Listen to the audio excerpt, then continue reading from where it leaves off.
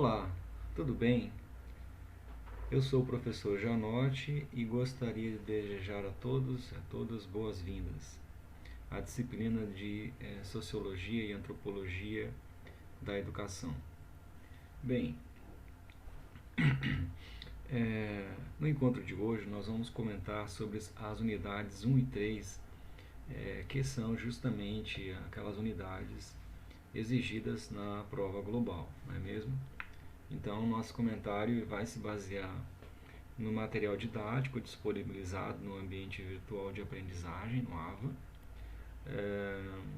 E também eu farei algumas sugestões de autores e livros ao longo do nosso encontro de hoje. Tá certo? Bem, vamos iniciar refletindo sobre o que é a sociologia, né?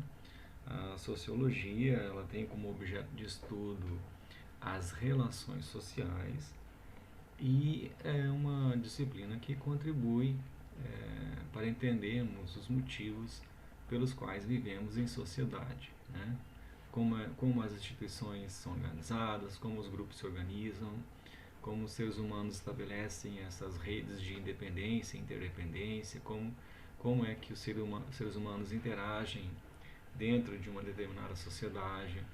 Então, a sociologia ela busca se debruçar sobre essas questões. Já a antropologia estuda o homem como todo. Homem aqui é no sentido de ser humano, tá bom? Homem no sentido de ser humano, independentemente de gênero. É o ser humano, né? E a antropologia ela busca contribuir para a compreensão do homem como um ser capaz de produzir cultura, né? No sentido de tentar entender melhor quem ele é, suas características, costumes, estilos de vida, a própria história, né? Ora, então podemos perceber que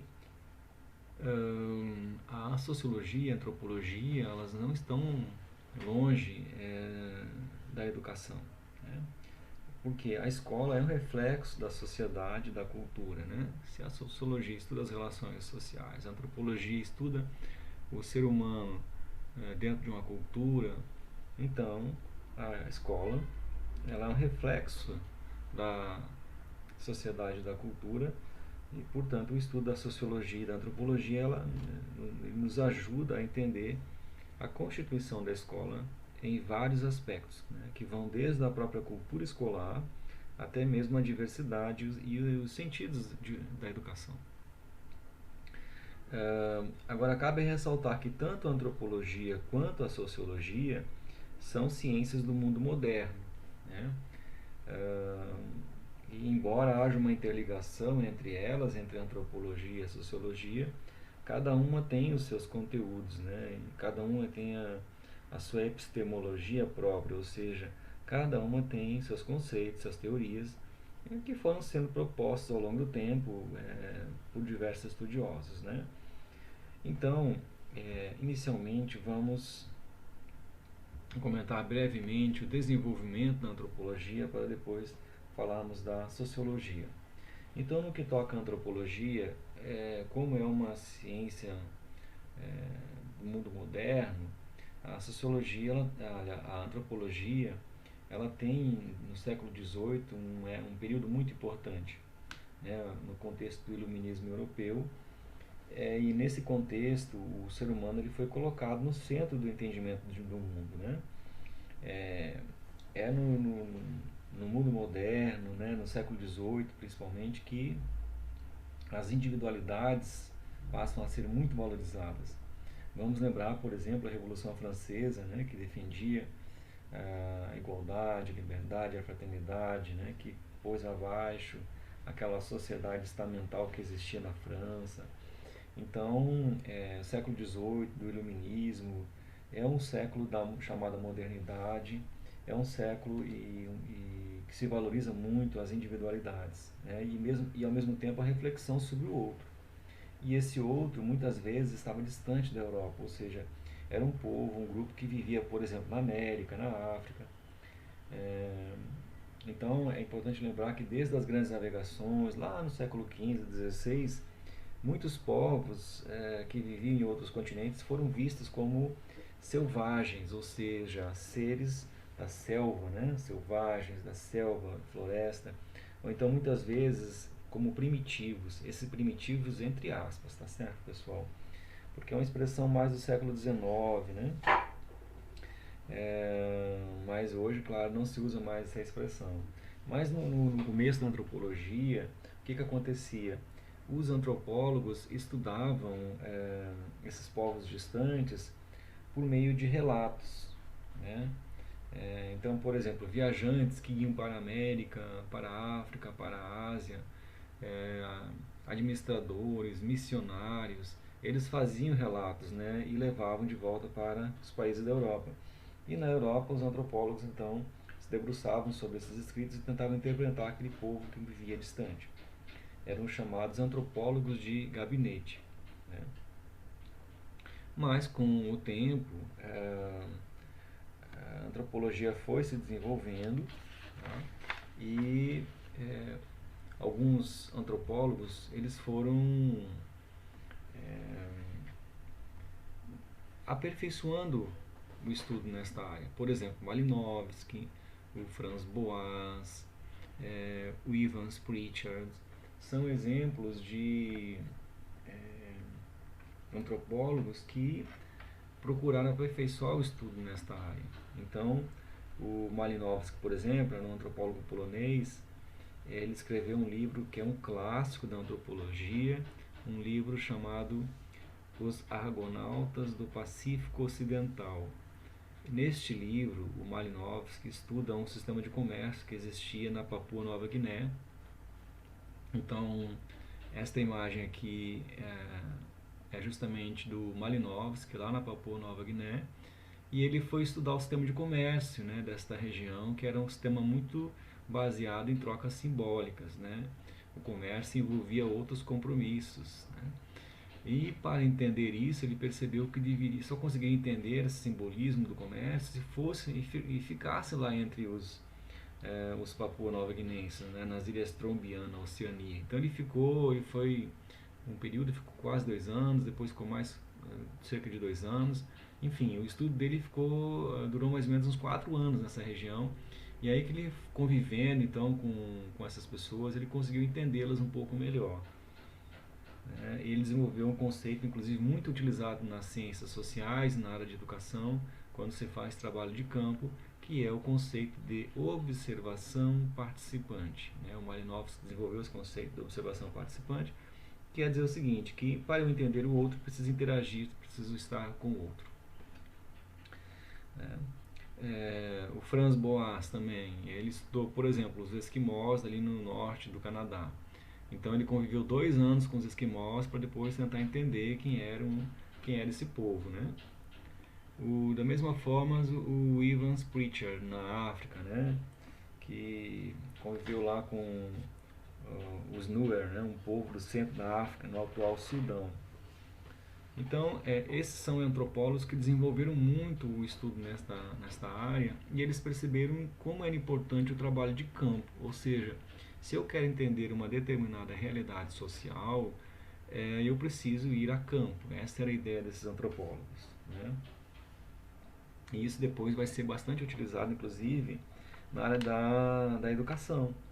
Ou seja, muitas vezes essas técnicas que foram desenvolvidas por esses antropólogos ao longo de décadas e décadas são aplicadas no trabalho em outras áreas, né? Então, por exemplo, nos TCCs de graduação, nos trabalhos de conclusão de curso de graduação, muitas vezes na área da educação, o pesquisador, o aluno pesquisador vai a campo, né? Vai, por exemplo, a uma escola coletar dados, né? Fazer entrevistas com professores, com coordenadores, fazer observações de sala de aula. Isso, de certa forma, é uma pesquisa inspirada na antropologia, né? E é claro que para fazer essa pesquisa de campo e, portanto, uma coleta de dados em campo, é preciso desenvolver técnicas, né? Que ajudam a coletar os dados dessa realidade social para depois analisá-la. Então, hoje, as diversas áreas, por exemplo, a área da educação, da pedagogia, usam esse instrumental da antropologia para fazer estudos em campo, em escolas, por exemplo.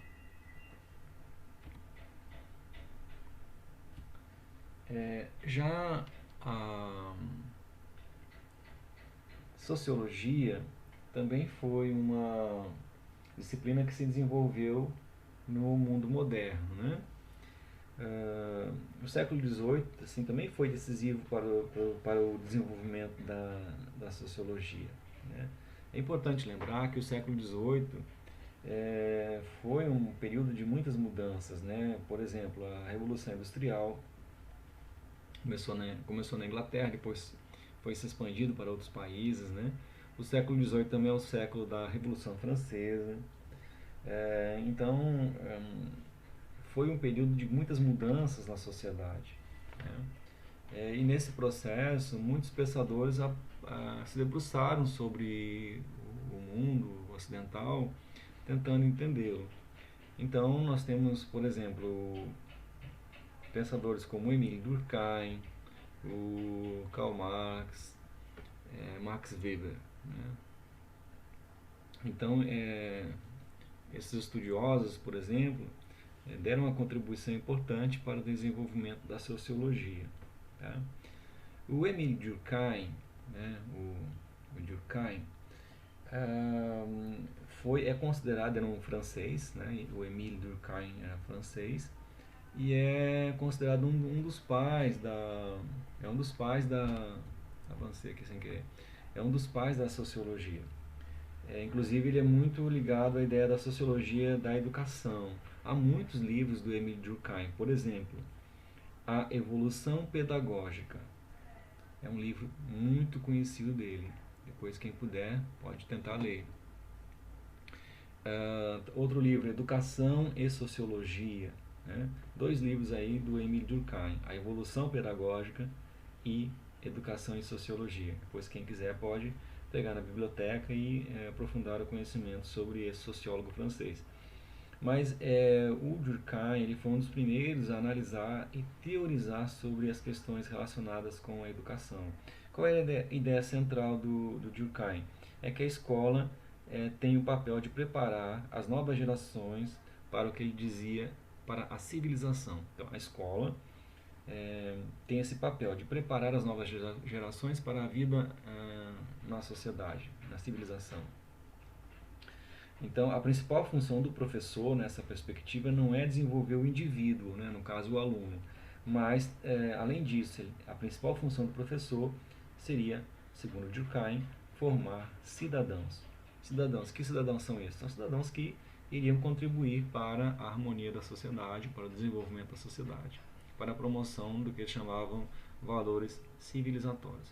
Então, o Emile Durkheim ele vê o professor como alguém que não apenas desenvolve o indivíduo, mas forma cidadãos, né? Então, a educação tinha para ele um significado muito especial, porque era uma das principais maneiras de se incluir o indivíduo na sociedade, né? Então, para o Durkheim, a escola também tinha essa função de inserção do indivíduo na sociedade, né? Então, aqui temos a ideia de que a geração mais nova ela é socializada pelas gerações mais velhas, pelos adultos. Tá? Então, o Durkheim, inclusive, tem uma frase que representa bem isso, que é, abre aspas, o homem, mais do que formador da sociedade, é um produto dela, fecha aspas. O homem, mais do que um formador da sociedade, é um produto dela. Essa é uma ideia do Durkheim em relação à educação, né, que podemos ligar com a educação, ou seja, a escola tem essa função de socializar e as gerações mais novas são socializadas pelas gerações mais antigas.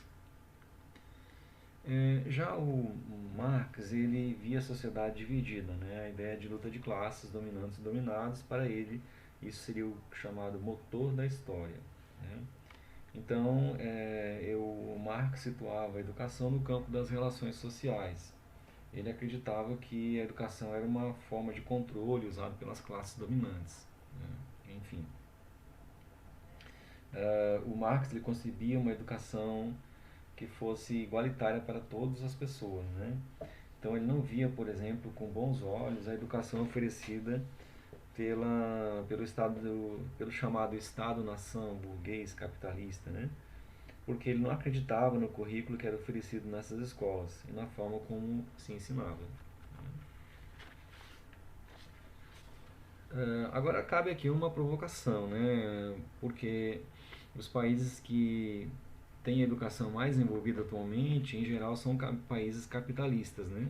Então, se tomarmos como referência o PISA, né, que é um programa internacional de avaliação de alunos, os países que se destacam em todos os continentes, né, são países capitalistas. Então, por exemplo, Suíça, na Europa, né? Estados Unidos na América, Japão, Austrália, entre outros que se destacam no PISA, são em geral países capitalistas, né? Enfim, fica essa provocação. Já o Max Weber ele era um sociólogo alemão, tá? Um Weber, e ele é criador da chamada sociologia compreensiva, ou seja, para o Weber, não se poderia tratar um acontecimento político ou um acontecimento social da mesma forma que se trata, por exemplo, uma reação química. Ou seja, o mundo da política, da sociedade, ele não é exato, né? Então, ao invés de métodos explicativos que traziam a ideia de uma exatidão dos resultados, o que o Max Weber propunha? Uma sociologia que tivesse um método compreensivo, tá certo? Então, para o Weber, a sociologia não deveria explicar nada, ela deveria buscar compreender os fenômenos sociais. Weber também discordava daquela ideia da neutralidade do cientista, né? Comparando com Durkheim. Enquanto Durkheim concebia o sociólogo, que o sociólogo poderia ter uma objetividade nas suas pesquisas, enquanto que o Durkheim, por exemplo, defendia que o cientista social poderia manter uma completa isenção em relação ao que estudava, o Weber dizia que isso era questionável, ele não acreditava que esta neutralidade total de um cientista social pudesse ser plenamente alcançada, né? Por quê? O que o Weber dizia? Como todo indivíduo, o cientista, o pesquisador, ele cresceu, ele se desenvolveu dentro de uma determinada cultura, envolvido em certas tradições. E de modo que a própria escolha do objeto de estudo, o que esse cientista vai estudar, muitas vezes já está permeada de preferências pessoais, da família, de noções que o pesquisador já tem, né? Então, como se o Weber defendesse a seguinte ideia: o pesquisador sempre fala de algum lugar, né?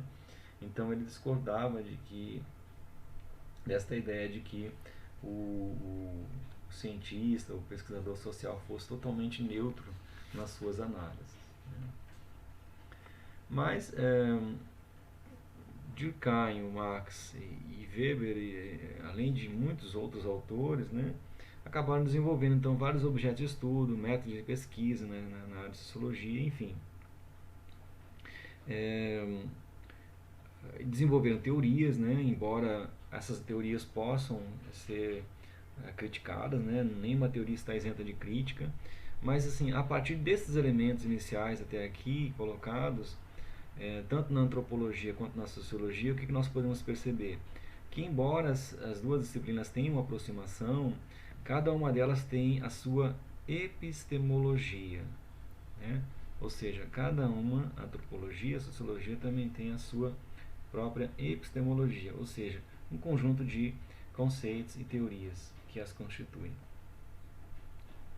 O que seria epistemologia? Que também é uma questão que está colocada lá no módulo, né? Epistemologia é o estudo científico do conhecimento, tá? Epistemologia é o estudo científico do conhecimento. Bom, embora a antropologia e a sociologia sejam disciplinas com epistemologia própria, né, também guardam entre si várias aproximações. Então, antropologia e sociologia têm os seus conceitos, têm as suas teorias, mas também têm as suas aproximações. E elas podem ser vistas de forma interdisciplinar, inclusive também com outras disciplinas, por exemplo, história, geografia, né? Mas que seria a interdisciplinaridade? O que vem a ser a interdisciplinaridade? Bem, não há um conceito único de o que é interdisciplinaridade, né? Mas a ideia é que é um caminho que ajuda a entender a realidade como um todo, né? E ligando isso com a escola, ela em geral apresenta o conhecimento de forma compartimentada, né? Não é isso?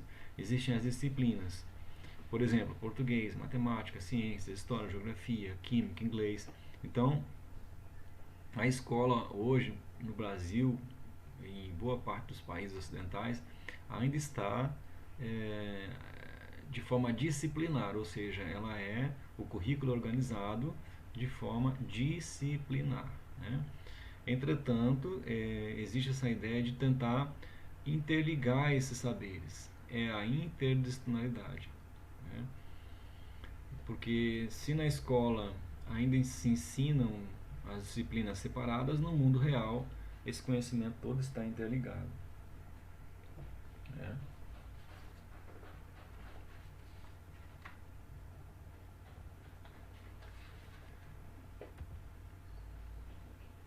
Bom, não existe um conceito fechado, único do que é interdisciplinaridade, mas há aspectos que nós podemos destacar como característicos, né? Por exemplo, o esforço para superar a visão fragmentada da realidade, ou seja, a realidade não é disciplinar, ela é interdisciplinar ou até transdisciplinar. Outra ideia também é a integração do ensino à realidade. Por quê? A realidade ela é um todo, né? E também uma outra característica da interdisciplinaridade é a promoção de um ensino voltado para resolver problemas, né? Então, geralmente, a solução de um problema, ela demanda conhecimento de várias áreas, né? Então, por isso que a interdisciplinaridade tem como uma das suas características é resolver problemas, né?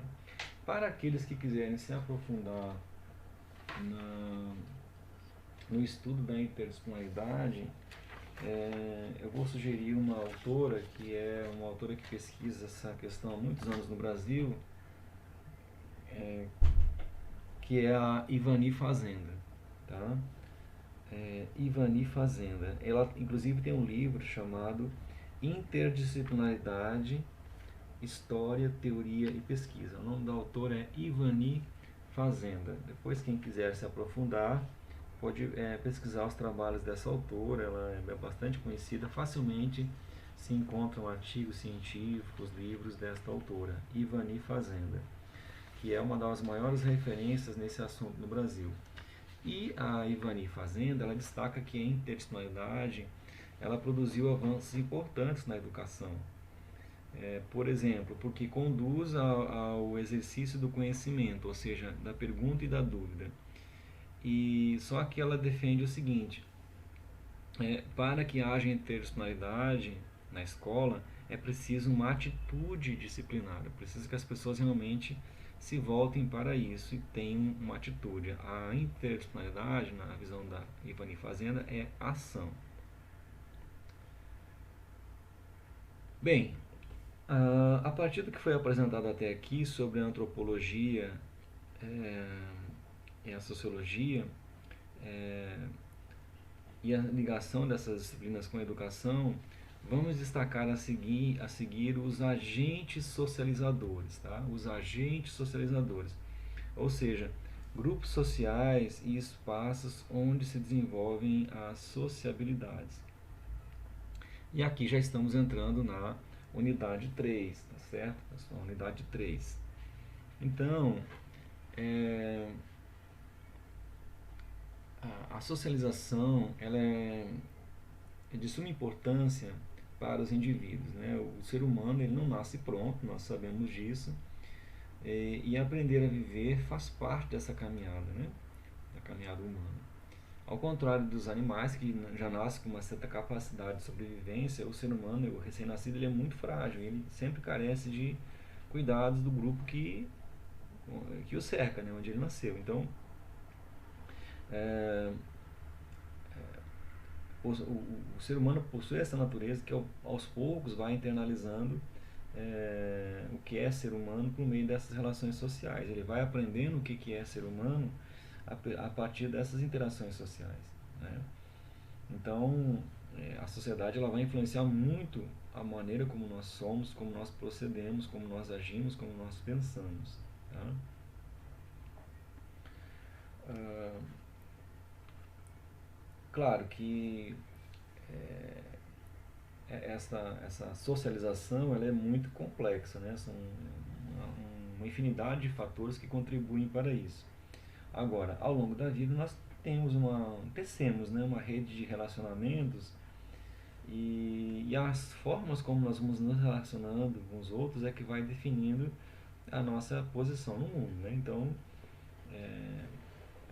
essas sociabilidades, essas redes sociais, elas podem constituir, por exemplo, de parentes, mas também de pessoas no trabalho, pessoas da igreja, pessoas da escola, de clubes que frequentamos, enfim, espaços que frequentamos. Então, essa convivência vai nos formando, vai nos dando uma certa condição humana, né?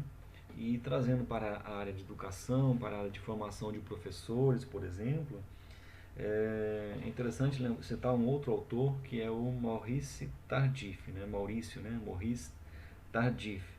É um autor canadense que estuda muito formação de professores. Ele tem um livro chamado Saberes Docentes e Formação Profissional. Inclusive esse livro está disponível na biblioteca. E o Tardif ele diz que a formação do professor é uma trajetória de vida. A graduação é importantíssima, mas os cursos que ele faz depois, os ambientes que ele frequenta, as viagens que ele faz, até mesmo a escola básica que ele fez um dia, tudo influencia na maneira como ele se comporta em sala de aula, como ele vê a educação. Então, a socialização é de suma importância para os indivíduos, né? E no módulo, o autor destaca alguns espaços importantes de socialização, alguns agentes socializadores, por exemplo, a família, né? A família é o primeiro grupo social onde o indivíduo passa pelo processo de socialização. Ali ele vai receber certos valores, né? Pode ser morais, pode ser éticos, culturais. Então, os seres humanos necessitam do auxílio de adultos durante esse tempo inicial e a autonomia física e psíquica, né, dos seres humanos ela demanda alguns anos, né? Tanto é que para que no Brasil, por exemplo, para que alguém seja considerado legalmente responsável por si mesmo, precisa ter 18 anos de idade. Ou seja, a própria legislação reconhece essa realidade social que é o ser humano ele precisa de alguns anos para se formar, então para ser responsável, né? Enfim, essa é a perspectiva. Um,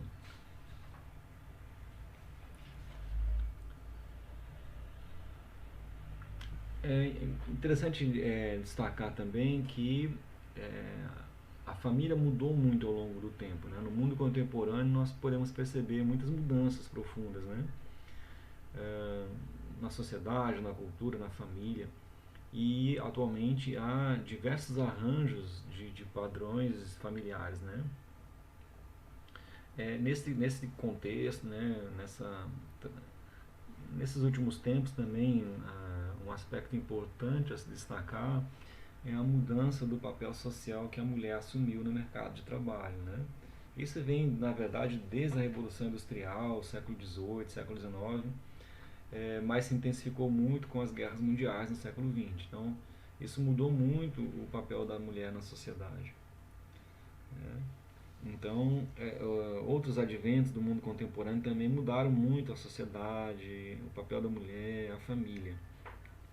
Então, por exemplo, controle de natalidade, enfim, muitos aspectos fizeram com que a ideia de família mudasse ao longo do tempo, né? Bom, nesse processo de mudança também está inserida a escola, né? Então a escola, a função da escola é desenvolver conhecimentos e habilidades.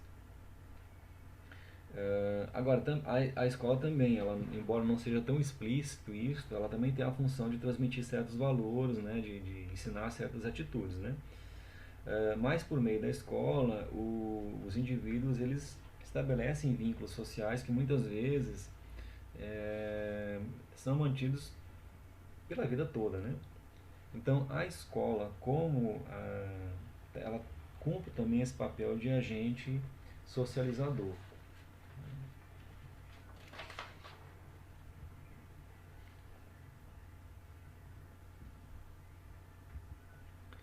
Então, um primeiro aspecto a se destacar é que a escola é um lugar de formação do indivíduo, né? Tanto, né, em questões de currículo, de assuntos que são aprendidos nesse processo de ensino-aprendizagem, né? Quanto ferramentas que o indivíduo pode desenvolver para atuar no mundo real, né? Então a escola tem essa função de ser um lugar de formação do indivíduo, né? A escola também é portadora de sentidos históricos, ou seja, é, ela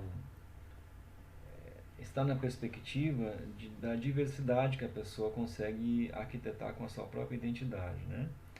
Então, espera-se que depois de um tempo os alunos consigam refletir sobre a sua própria história, a sua própria identidade, né? E também, acabei adiantando aqui, mas a escola também é um agente socializador porque é responsável pelo desenvolvimento do meio social. Então, a escola tem esse papel, né, de ser responsável por desenvolver a pessoa em relação ao seu meio social. A escola tem ação formadora e socializadora, né? E deve saber responder às necessidades dos indivíduos, né? Porque a ideia é conseguir dar essa contribuição no desenvolvimento da sociedade, né? Uma sociedade que, no caso do Brasil, ela é plural e, pela própria legislação, ela tem que ser inclusiva, né?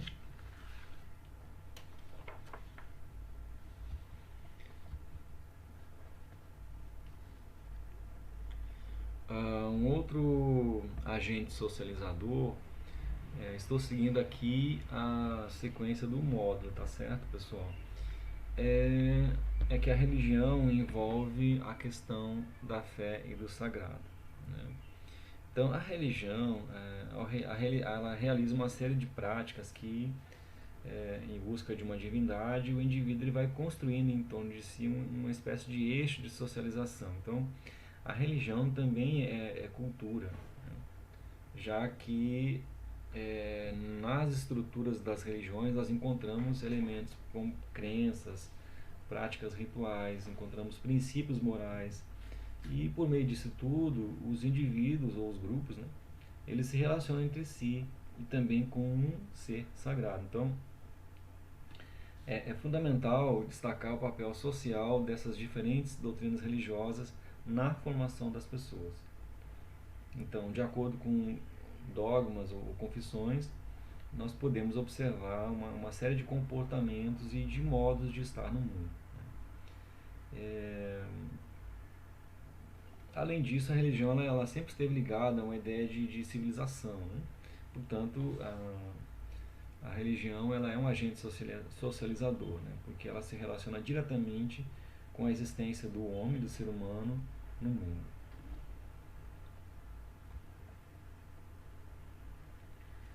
Bom,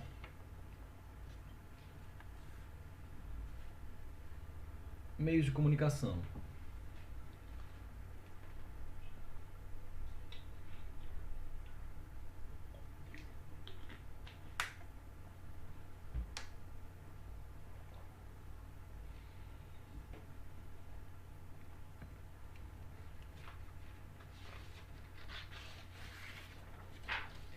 Os meios de comunicação aqui, no caso, os meios de comunicação de massas, né? é, ele se torna um ponto é, de encontro, né, com o qual o indivíduo ele pode interagir socialmente. Então, além de ser um espaço muito atraente pelo próprio formato que tem, né, os meios de comunicação de massa eles têm se mostrado eficientes nessas trocas sociais. Então, pessoas são influenciadas em seu comportamento. Essa realidade virtual ela alcança lugares que antes eram assim inalcançáveis, né, distantes geograficamente. Então, não há como negar a força desse fenômeno social, né, e a influência sobre o mundo, sobre as maneiras como nós pensamos, como nós agimos, enfim.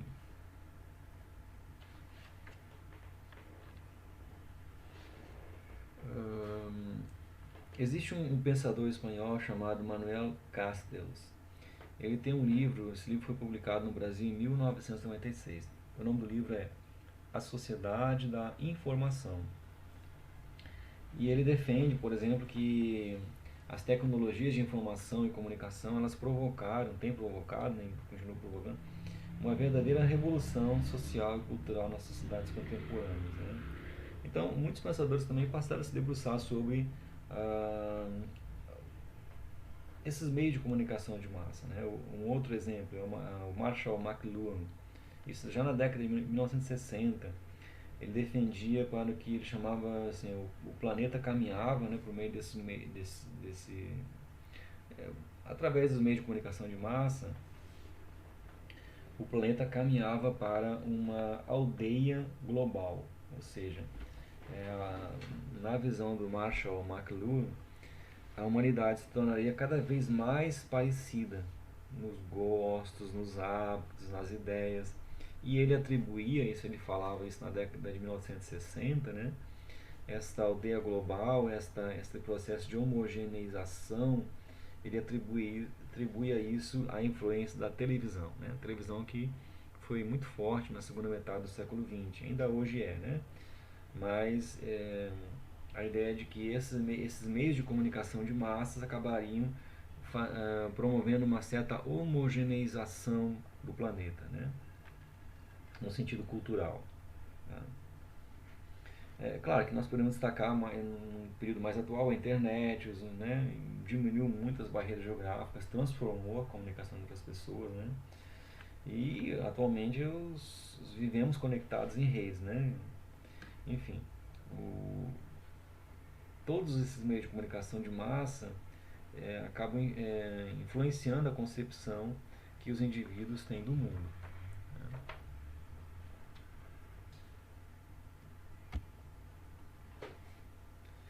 Bem, vimos que são vários os agentes socializadores, né? Por exemplo, família, escola, religião, os meios de comunicação de massa e muitos outros poderiam ser colocados aqui, né? E que todos esses agentes socializadores contribuem para a educação. E a educação ela deve também ser compreendida num aspecto amplo, né, que ocorre justamente nesses vários espaços formativos, né? Então, por exemplo, a educação formal, ela é mais na escola, a educação não formal e informal, família, clubes, igreja. Agora, vale ressaltar o seguinte, que esses agentes socializadores estão interligados. Então, por exemplo, família, escola, igreja, clubes, movimentos sociais, movimentos culturais, são espaços de socialização e esses espaços muitas vezes estão interligados. Então, um exemplo, o ensino religioso. Né? O ensino religioso que a princípio seria um ensino no campo da educação informal, né, da família, mas que também está na escola. Né? Então, a BNCC, por exemplo, Base Nacional Comum Curricular, a BNCC, que foi aprovada em 2017, ela prevê o ensino religioso como componente curricular. Então, aqui é um exemplo, o ensino religioso de espaços de socialização que se interligam, né? Família e escola, por exemplo, a questão da religião. Então, percebam que a educação ela vai sendo construída a partir de vários espaços formativos e que, por sua vez, influenciam o nosso comportamento ou nossa personalidade básica, né? Mas sobre esse conceito vamos ver aqui a seguir. Personalidade básica ou modal. É isso, e já indo mais para o final da unidade 3, pessoal. Bem, nós sabemos que existe uma grande diversidade e maneiras de ser das pessoas e que isso depende desde uma informação, uma carga genética, até o ambiente no qual se desenvolveram, depende muito da trajetória de vida de cada um, né? Então, a maneira como as pessoas são no mundo é muito diversa. No entanto, as pessoas em geral elas apresentam elementos em comum, né, quando elas estão inseridas em uma mesma cultura, uma mesma sociedade. Então, esses componentes comuns que se chama de personalidade básica ou modal. Quem criou esse conceito foi Ralph Linton, lá no ano de 1973. Então, em determinada cultura, as pessoas têm padrões de comportamentos comuns, é a personalidade básica ou modal. Então, o que acontece? Existem certos comportamentos esperados, existem certos padrões de comportamentos esperados, né? A personalidade modal ela caracteriza uma pessoa que compartilha padrões de comportamento que a maioria dos membros da sociedade tem. Então, a pressão social para que os indivíduos se comportem de tal forma, ela gera uma aceitação. Então, se o indivíduo se comporta de acordo com o que o grupo espera, geralmente esse comportamento vai ser aceito, né? Quando o indivíduo se comporta de maneira diferente do que o grupo espera, geralmente há uma punição, há um afastamento. Então, nesse processo, a educação ela tem um papel importantíssimo no desenvolvimento da socialização dos seres humanos, né? Pessoas, né, sejam elas crianças ou adultos, em geral elas vão tentar se adequar ao que é novo, né? Em geral, as pessoas vão aderir a certos comportamentos que predominam em um determinado espaço, em um determinado tempo, né? Dentro de um grupo social. Por exemplo, um exemplo que está inclusive no módulo, né? Usar um tipo de cabelo, um determinado tipo de roupa que está na moda, pode ser um comportamento modal. Então, a personalidade modal ela se modifica de acordo com as tendências que vão surgindo. Só que né, na vida as pessoas têm muitas experiências, então ao longo da vida os seres humanos interiorizam uma série de comportamentos. E a interiorização de elementos como, por exemplo, hábitos, crenças, costumes, certos padrões de comportamento, a interiorização desses elementos, tudo isso contribui para entendermos as relações entre as pessoas, né? E a compreensão do mundo, né? A apreensão do mundo em que convivemos. Bom, essa interiorização, né? Essa interiorização de comportamentos, né, ao longo da vida é que possibilita o indivíduo não só compreender o outro, mas também o mundo em que ele mesmo vive, né? E o indivíduo somente se tornará membro da sociedade após realizar um certo grau de interiorização, né? E é esse processo que os autores denominam de socialização.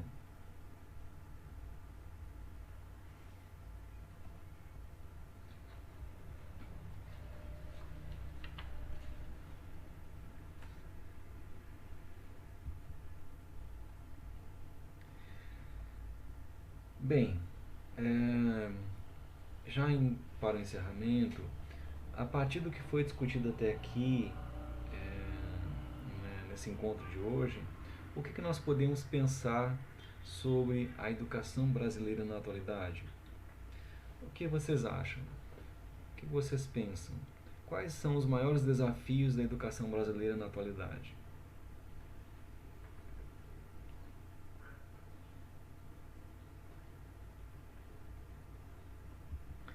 Bem, talvez um grande desafio seja ainda garantir os eixos norteadores da educação brasileira, né?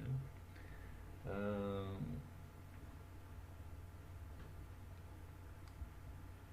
que são desenvolvimento humano, cidadania, qualificação para o trabalho.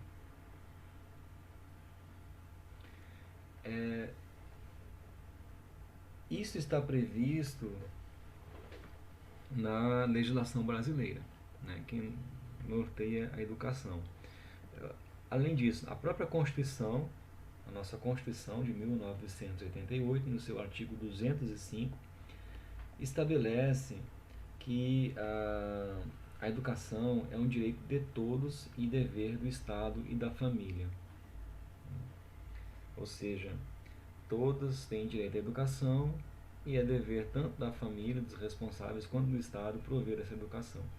Então, a educação ela deve ser promovida com a colaboração da sociedade. Tá?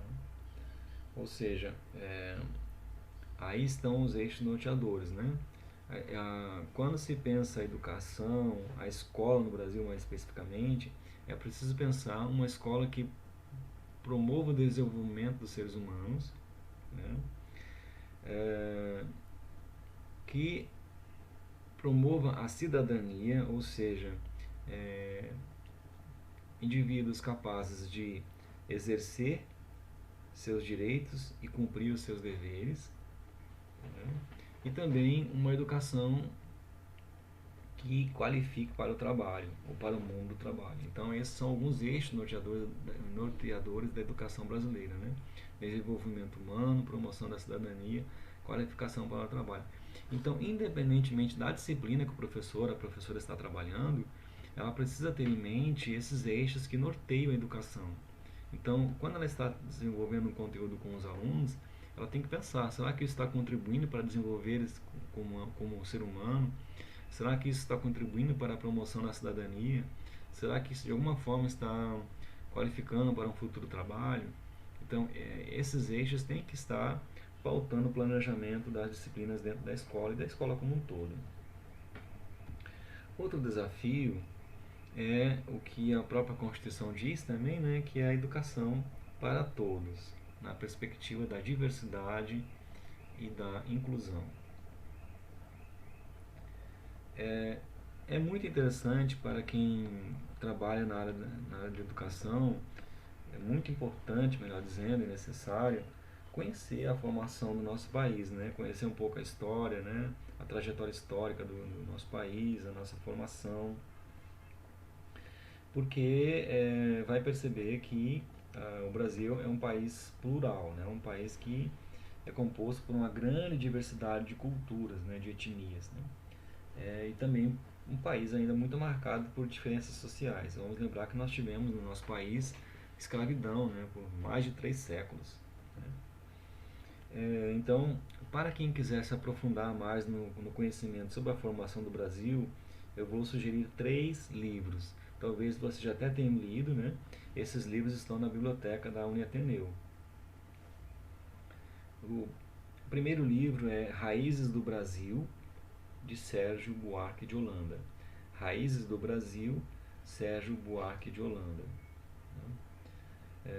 Onde ele escreveu esse livro na década de 1930, mas é um clássico, né, da sociologia brasileira. E nesse trabalho, o Sérgio Buarque de Holanda tenta compreender o que é o Brasil, quem é o brasileiro. Então, o primeiro livro é Raízes do Brasil. O segundo livro, Casa Grande e Senzala, do Gilberto Freire, né, onde ele discute, por exemplo, essas contribuições das grandes etnias, né, portuguesa, africana, indígena, na formação do brasileiro. Então, o segundo livro é Casa Grande e Senzala, de Gilberto Freire. E o terceiro livro é O Povo Brasileiro, do Darcy Ribeiro. O Povo Brasileiro, de Darcy Ribeiro, onde também o Darcy Ribeiro tenta interpretar quem é o Brasil, né, quem é o brasileiro. Lembrando que o Darcy Ribeiro, ele inclusive é um dos pensadores, né, ele é um político também, mas é um sociólogo, e ele é um dos pensadores que ajudaram a elaborar a Lei de Diretrizes e Bases da Educação. né? Então, quando se fala que um desafio ainda é a educação para todos, na perspectiva da diversidade e da inclusão, é porque o país, para o Brasil, é um país da diversidade, né? É um país que tem há muitas culturas na sua formação. Então, o desafio é incluir todos na escola, né? E esse esforço de todos estarem na escola é um esforço que historicamente é até recente, né?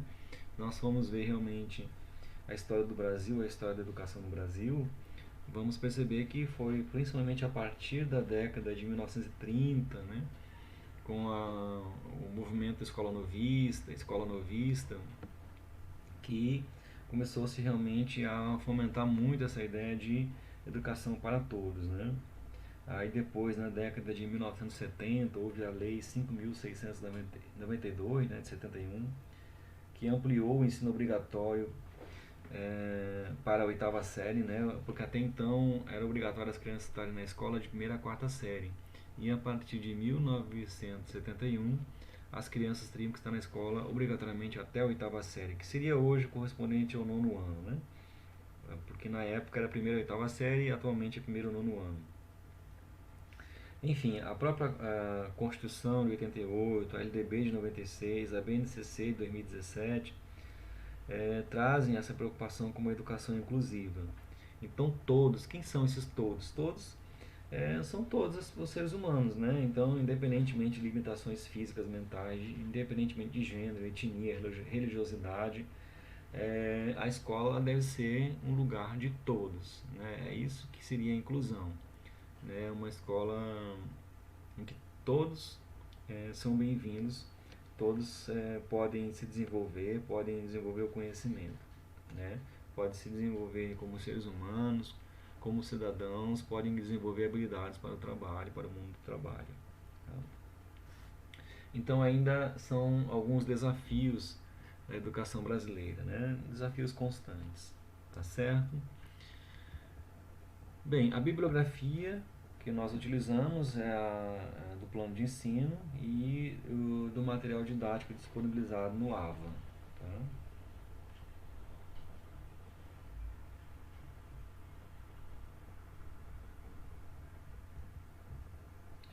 Bem, fizemos uma revisão das unidades 1 e 3, que são justamente as unidades voltadas para a prova global, né?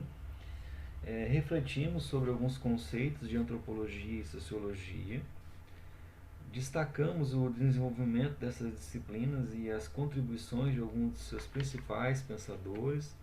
Então, na antropologia, por exemplo, Malinowski, Franz Boas; na sociologia, Emile Durkheim, Weber, né? Também discutimos alguns agentes socializadores, por exemplo, família, escola, religião, meios de comunicação de massa. São espaços que nós temos na nossa sociedade que promovem a socialização.